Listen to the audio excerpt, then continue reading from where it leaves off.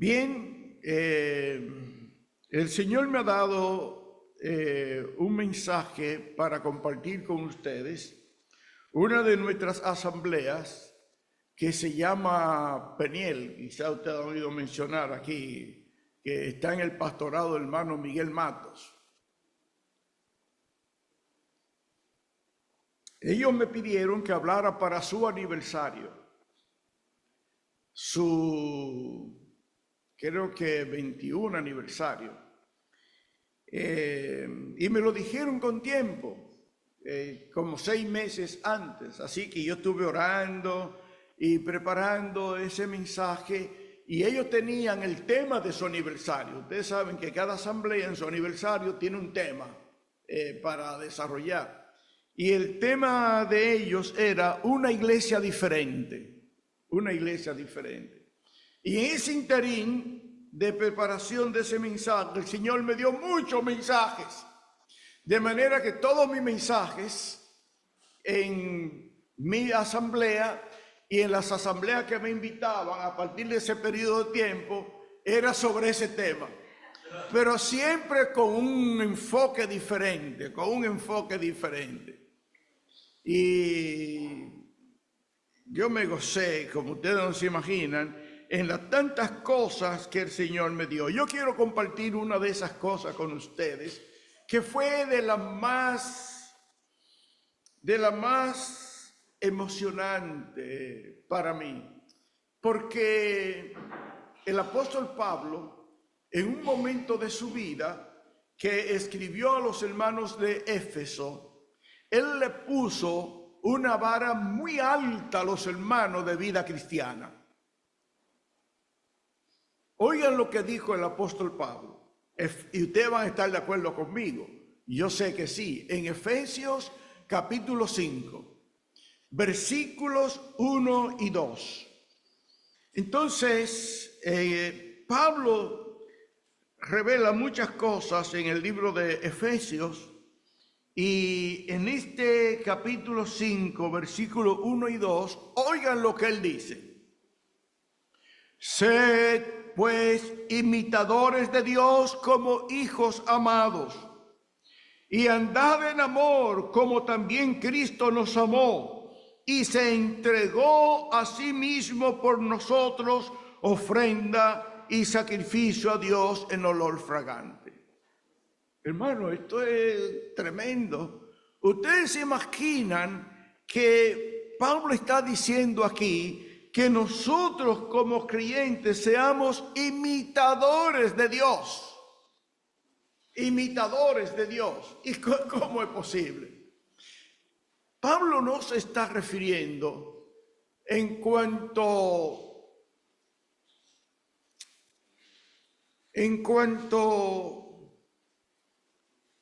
a las virtudes de Dios, en cuanto, por ejemplo, nosotros sabemos que Dios es omnipresente. No podemos imitar a Dios en eso. Sabemos que Dios es omnisciente. No podemos imitarlo en eso. El hombre más capacitado intelectualmente, la ciencia dice que no llega a usar el 3% de su capacidad intelectual. Diferente a Adán, que cuando el Señor lo creó tenía el 100% de capacidad intelectual. Por eso Adán, a quien el Señor delegó la administración de la naturaleza, él podía ponerle nombre a toda la creación, y como Adán lo llamó, así fue. Porque Adán tenía 100% de capacidad intelectual. Diferente al hombre después de la caída, que fue disminuyendo, y hay muchos hombres inteligentes en diferentes áreas, pero con muchas limitaciones. Entonces, en ese sentido, no podemos ser... Dios es omnipotente, tiene todo poder, tampoco en eso.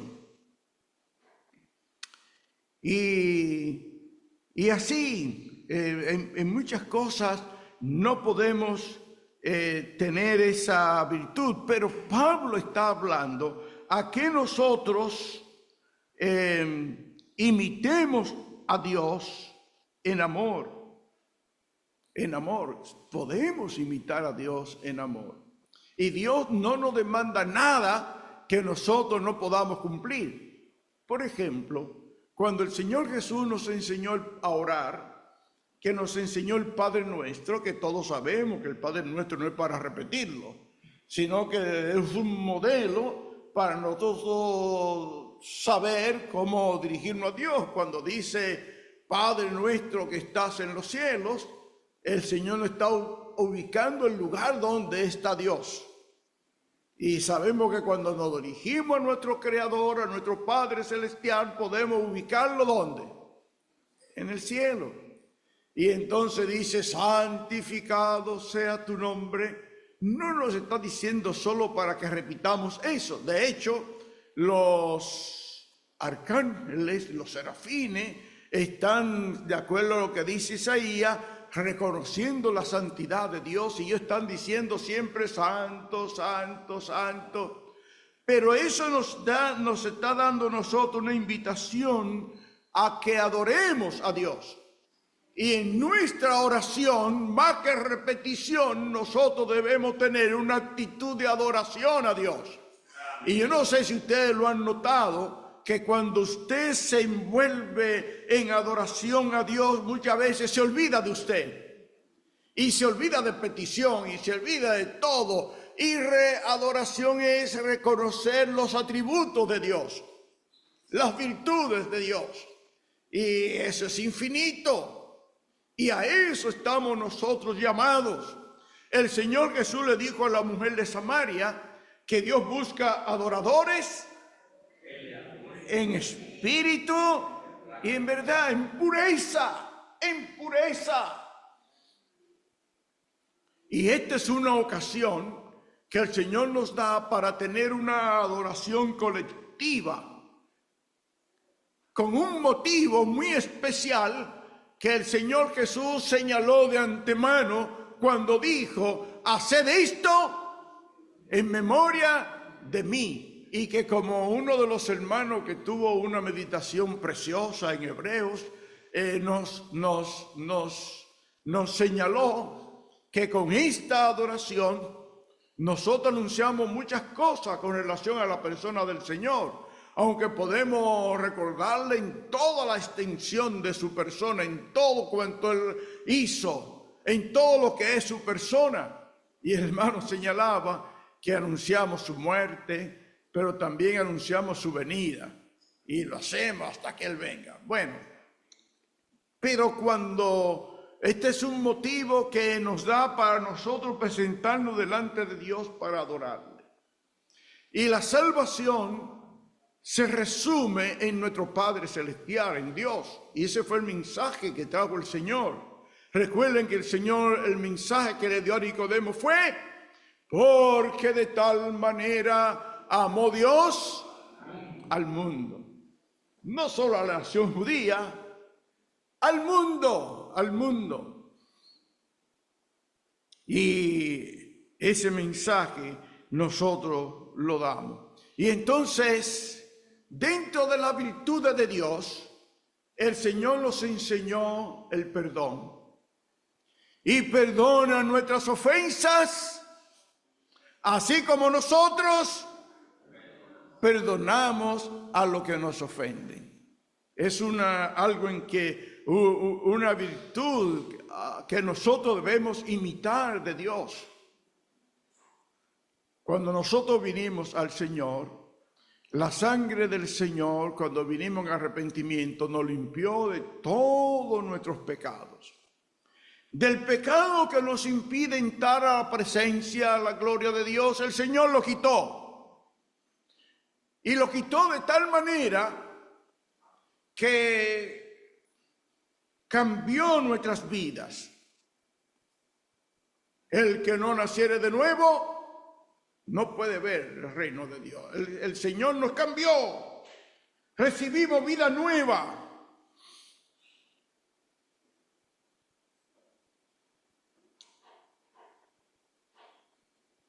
y más que recibimos vida nueva, nos incorporó a la familia de Dios. Usted y yo somos hijos de Dios.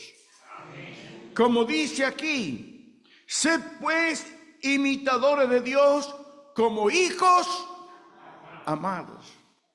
Y yo quiero decir algo con relación a esto, pero quiero señalar que el Espíritu Santo, como dijera nuestro hermano, usó a un hombre, como todos los hombres que escribieron, y usó a Juan para revelar esta preciosa verdad, cuando dijo que el Señor Jesús a los suyos vino, al pueblo judío, y los suyos no le recibieron, mas a todos los que le recibieron, a los que creen en su nombre, le dio potestad de ser hechos hijos de Dios. Usted y yo somos hijos de Dios.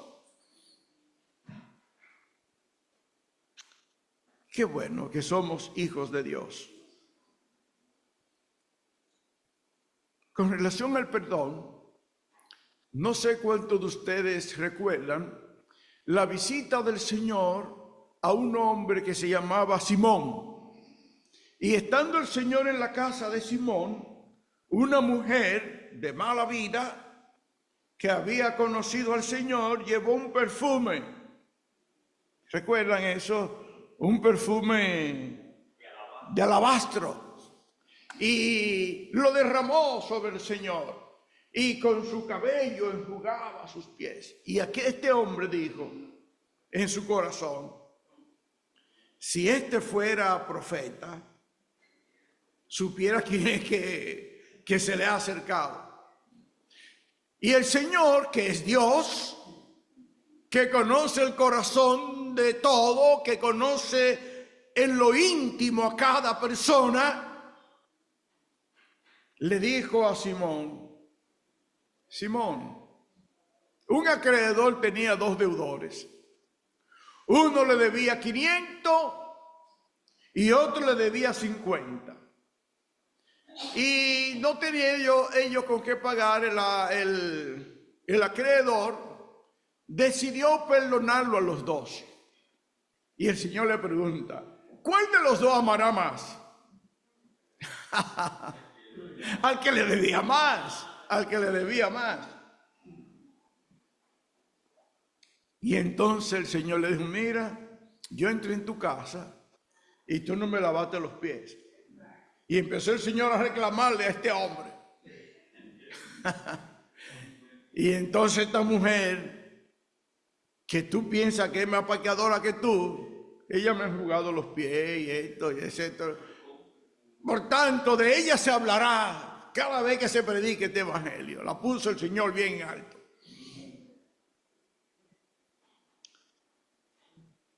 Cuando alguien nos ofende, sea en el barrio, sea en el trabajo, sea en el complejo donde vivimos, sea donde sea en la iglesia, en nosotros debe haber una actitud de perdón. De hecho, el Señor Jesús dijo que amáramos a nuestros enemigos. ¿Ustedes se imaginan? Que al que te den una mejilla, ponle también la otra. Esa es la doctrina cristiana. El perdón. Entonces nosotros, así como hemos sido perdonados, y yo quiero preguntar aquí, ¿quién no ha pecado después que creyó en el Señor? ¿Quién no ha pecado? ¿Quién no ha fallado? ¿Cuántas veces el Señor le ha perdonado a usted? Y el Señor le dijo a Pedro cuando le dijo, Señor, ¿hasta cuántas veces perdonaré a mi hermano? 7 veces lo encontraba grande, de acuerdo a la ley.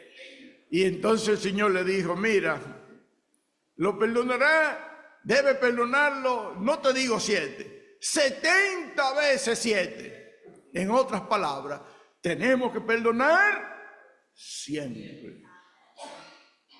Y el Señor Jesús entonces dijo, en esto conocerán todos, en esto conocerá el mundo, que soy mis discípulos, si tuviereis amor los unos con los otros. Mi relación con mi hermano, que es hijo de Dios, como lo soy yo, debe ser una relación donde haya el perdón. El perdón de verdad. Yo estoy aquí en Nueva York, producto de eso, porque yo tengo que perdonar. Y perdone que me ponga de ejemplo en algo. Debemos poner en práctica lo que el Señor Jesús enseñó. Que el Señor nos dé esa gracia. Es difícil en el ego humano estas cosas. Muchos prefieren a veces hasta irse del grupo para otro sitio que perdonar.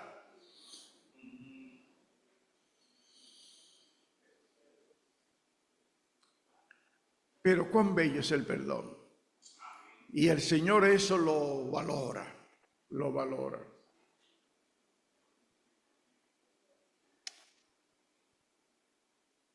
Nosotros somos pueblo de Dios, pueblo de Dios. El apóstol Pedro, refiriéndose a la iglesia, dijo que nosotros somos, en Primera de Pedro capítulo 2, versículo 9, que nosotros somos nación santa, pueblo adquirido por Dios. Es así, ¿verdad? Nosotros somos nación santa, real sacerdocio,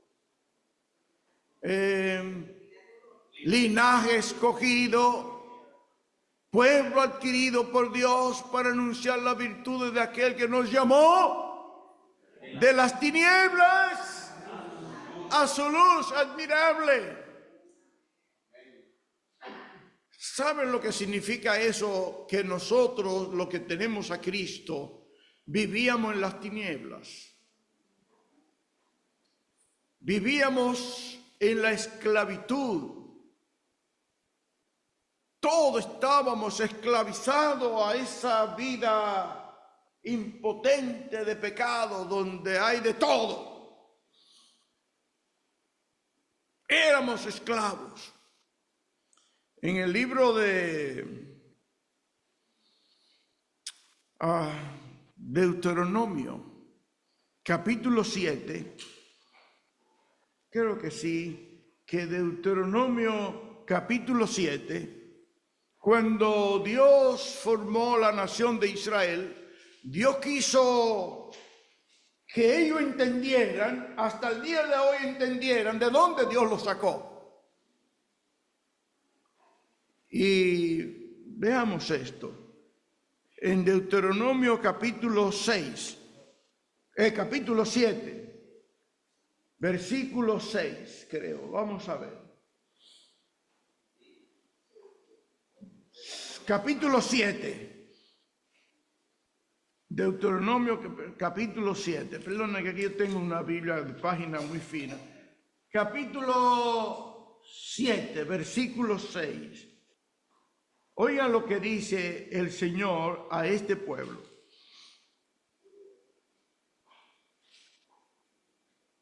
Porque tú eres pueblo santo para Jehová tu Dios. Jehová tu Dios te ha escogido para hacerle un pueblo especial, más que todos los pueblos que están sobre la tierra. Y hasta hoy ese es un pueblo especial, porque Dios es su pueblo. Y sobre ese pueblo pesan promesas. Siendo pueblo de Dios, para ellos entrar al cielo, tienen que arrepentirse. Tienen que acudir, crear en Cristo, y yo le voy a decir por qué. Pero ellos como pueblo de Dios tienen la bendición. Entonces dice el versículo 7, la razón. No por ser vosotros más que todos los pueblos os ha querido Jehová, y os ha escogido, pues vosotros erais el más insignificante de todos los pueblos. Y el versículo 8 dice la razón.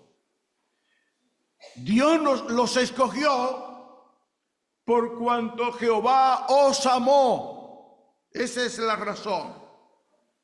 Y quiso guardar el juramento que juró a vuestros padres. Os ha sacado Jehová con mano poderosa y os ha rescatado de servidumbre de la mano del faraón y de Egipto. La razón por la que Dios los sacó de la esclavitud no fue porque ellos eran gente buena, sino porque Dios los amó. Porque Dios los amó. Y lo mismo ocurre con nosotros. Recuerden que Pedro dice que nosotros somos nación santa, pueblo adquirido por Dios. El Señor Jesús dijo: sobre esta roca edificaré mi iglesia. Nosotros somos pueblo de Dios, pero no porque éramos ni somos buenos. Somos pueblo de Dios porque Él nos amó. Y esto es lo que dice, lo que nosotros leímos en Efesios capítulo 5. Sed pues imitadores de Dios como hijos amados. Es que Dios le ama a usted. Usted es una persona especial para Dios. Yo le he contado a usted en otras ocasiones que mi abuela tuvo 12 hijos o 13 hijos. Y todos los hijos tuvieron hijos. Así que en momentos determinados nosotros íbamos a visitar a nuestra abuela y nos juntábamos muchos primos, muchos nietos. Y mi abuela llamaba en un momento dado que estábamos jugando a uno cualquiera. Por ejemplo, me llamaba a mí y me decía: mira, tú eres mi nieto favorito. Y me daba un regalito. Y entonces yo salía y yo me creía que era el mejor, el más querido de todos los nietos. Pero ¿qué resulta? Que mi abuela murió.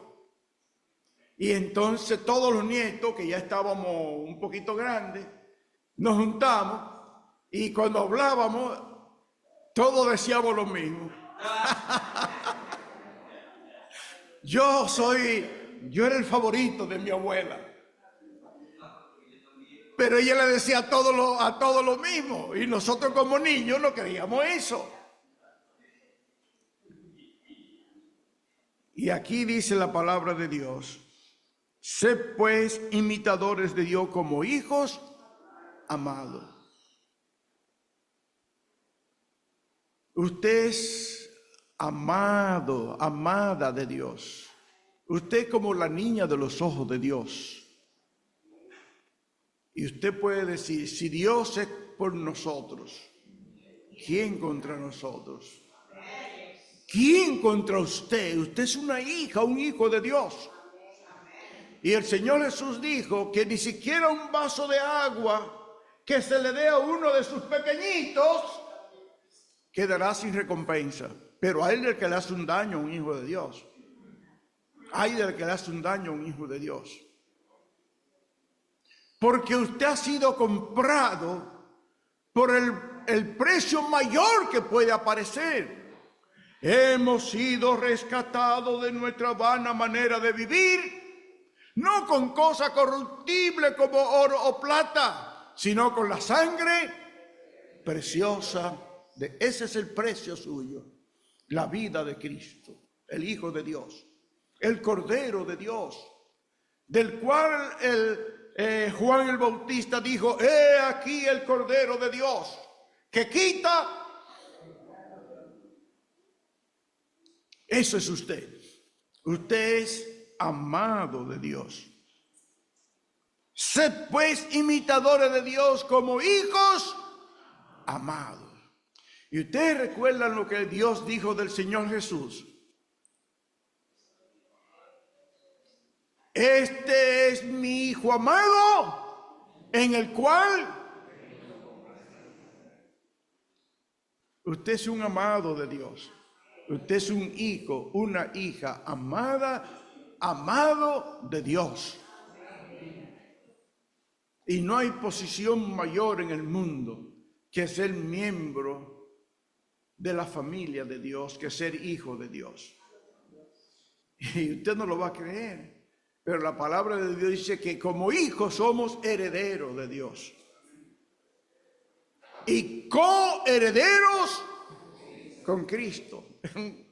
Cuando estemos en gloria que vamos a saber todo eso. La mayor riqueza que nosotros tenemos es que tenemos a Dios. Todo lo demás es vano, todo es vanidad.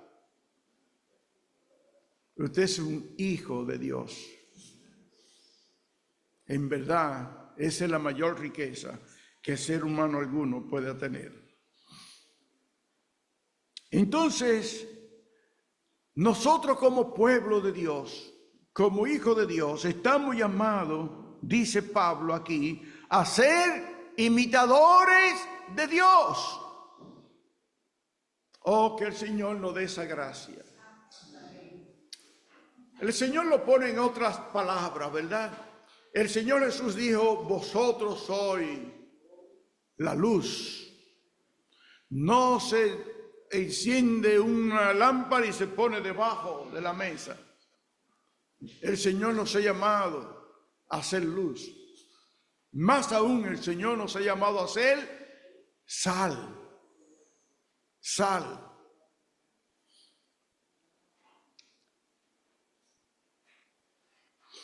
Qué privilegio, qué privilegio. Un día se cuenta de una joven que un conductor venía y cuando venía a cierta velocidad el semáforo dio luz roja y él venía y tuvo que frenar con cierta violencia. Entonces un carro que venía detrás casi se le estrella, frenó. Y ustedes saben que muchas damas que guían, cuando van para el trabajo, terminan de maquillarse en el camino, que van poniéndose cosas mientras van corriendo. Y esta muchacha que frenó rápido tenía los maquillajes en su regazo y se le botó y se manchó. Y ella abrió el vidrio y empezó a decir improperio a ese que frenó rápido allí.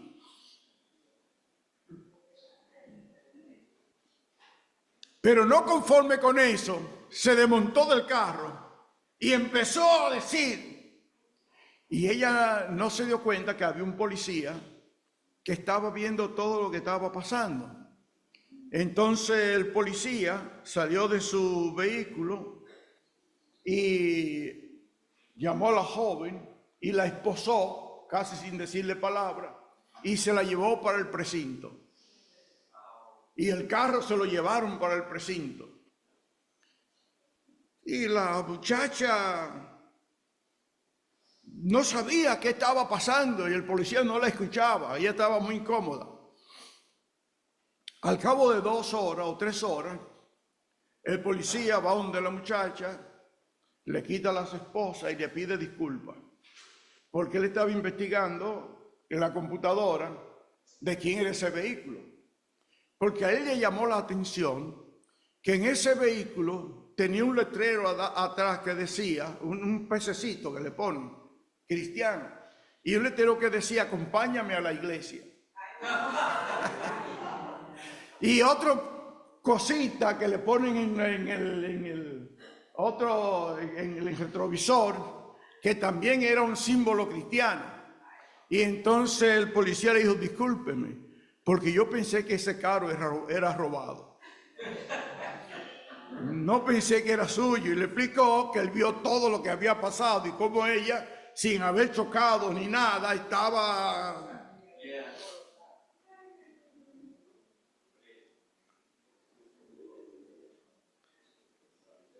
Le pidió disculpas el policía.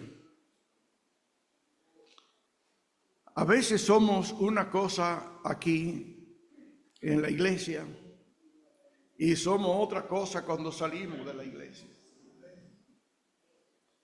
Y nosotros estamos llamados a hacer lo mismo, aquí y afuera. Esta es una batalla que tenemos, la vida cristiana es una lucha, una batalla. Y dice el apóstol que no tenemos lucha contra sangre y carne, no es contra los seres humanos. Recuerden que el Señor al mismo Pedro le dijo en una ocasión, apártate de mí, no Pedro, no, apártate de mí, Satanás. Y a veces nosotros somos tropiezos para los que están dentro. Tenemos que tener cuidado. Y tropiezo para los que están fuera, que no ven en nosotros la luz de Cristo, la vida de Cristo. Qué bueno es cuando una persona sin conocernos, por nuestra conducta, por nuestra forma de ser, se da cuenta que somos cristianos. En varias ocasiones se me ha dado, y aquí también en Estados Unidos, por ejemplo, una vez estábamos viendo una tienda en la 181, mi esposa y yo, y una joven, no recuerdo si era hombre o mujer, se nos acercó y nos dijo, miren, díganme lo que ustedes quieren de ahí, que yo se lo busco y se lo vendo más barato aquí afuera.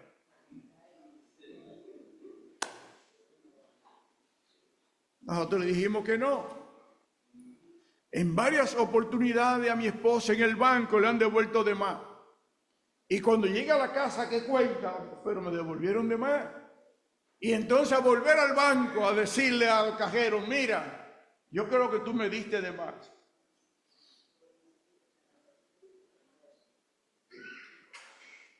Se dan muchos casos.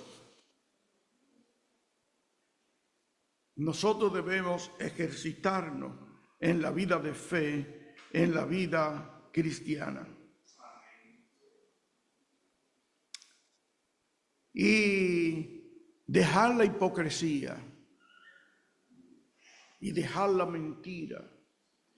Y más aún no avergonzarnos del Señor ante nadie, ante nadie. Muchos creyentes se avergüenzan de andar con una Biblia en la mano. Muy especialmente en la nueva, al principio de la vida cristiana. Pero no debemos avergonzarnos del Señor. Recordad lo que el Señor Jesús dijo, que el que se avergüenza de Él, ¿qué va a pasar? Voy a avergonzar en el reino. Hermanos, que el Señor nos dé esa gracia. Haya pues en vosotros este sentir que hubo en Cristo Jesús. Debemos andar como Él anduvo. Que el Señor nos bendiga y que el Señor nos dé gracia para ser una iglesia que exhiba esta gracia del Señor. Una iglesia diferente, que es donde nosotros nos encontremos. Verdaderamente la gente puede notar que somos diferentes porque Cristo controla, domina nuestras vidas. Amén. Que el Señor nos bendiga.